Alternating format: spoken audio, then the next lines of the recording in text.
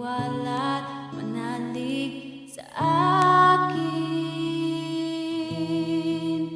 Dahil ikaw, Jesus, ang sandigan, sa lahat ng pagkakataon ika'y aasahan.